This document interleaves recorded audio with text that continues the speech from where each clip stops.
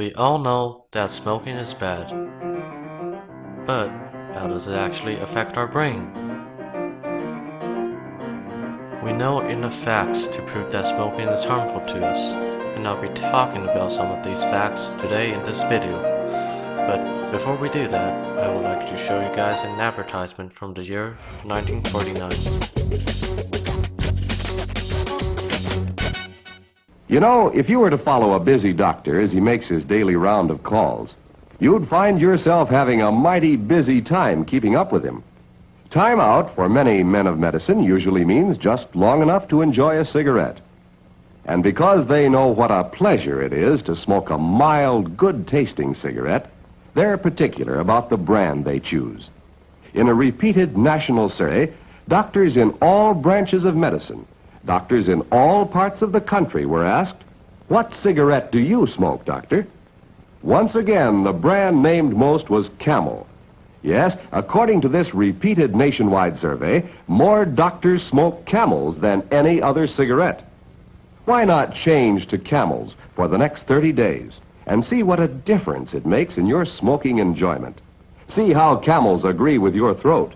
See how mild and good tasting a cigarette can be. Alright, so apparently they actually promoted smoking in the year 1949 and probably sometime after that.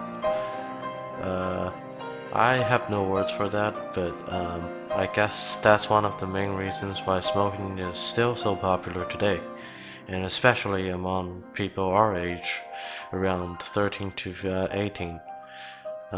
Yeah, teenagers basically.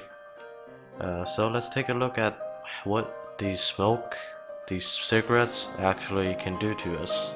So smoking is just such an appealing thing to us that each day 2,500 kids in the US try their first cigarette, and 580 of those kids, which are well under 18 years of age, become new regular daily smokers, which means that more than 200,000 new underage daily smokers are in this country each year. And based on these results, 11.4% of high school students are smokers by the time they leave high school, which is an estimate. And furthermore, if current smoking rate continues, 5.6 million children alive today, yes, today, will die prematurely from smoking. So, in other words, roughly 1/3 of all youth smokers will eventually die prematurely from smoking-caused diseases such as lung cancer, which most of you probably already know. And right here is a chart which pretty much speaks for itself. And yeah, so it's saying that 7,357 chemicals are in the cigarette smoke, and 70 of those chemicals are confirmed carcinogens.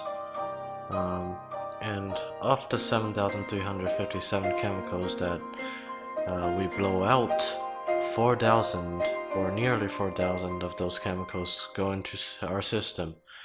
And within those 4,000 chemicals, 70 of them, the confirmed carcinogens, also goes into our system. There is one thing of smoking that I find very interesting. It is the fact that smokers actually have a hard time identifying faces and matching up with a name. So in other words, if I smoke too much, I might meet you one day and call you Steven, even though your name might be Derek or something. Yeah, and smoking actually does cause both short-term and long-term memory loss, because it takes away the oxygen from your brain when you smoke. That way it's able to deliver the nicotine you need, but at the same time deprive your brain of much needed oxygen, which can lead to overall fuzziness and decrease mental acuity. So facial memory is apparently a really sore spot for smokers. And yeah, that pretty much wraps it up for today. This is all I want to talk about cigarettes and smoking. Um, yeah, I can already tell that you're like, yeah, everybody talks about that stuff. It's bad, but trust me, one day you're gonna decide to smoke or not. Because maybe you're gonna have a bunch of friends who smoke, and if you don't, they're not gonna be friends with you anymore.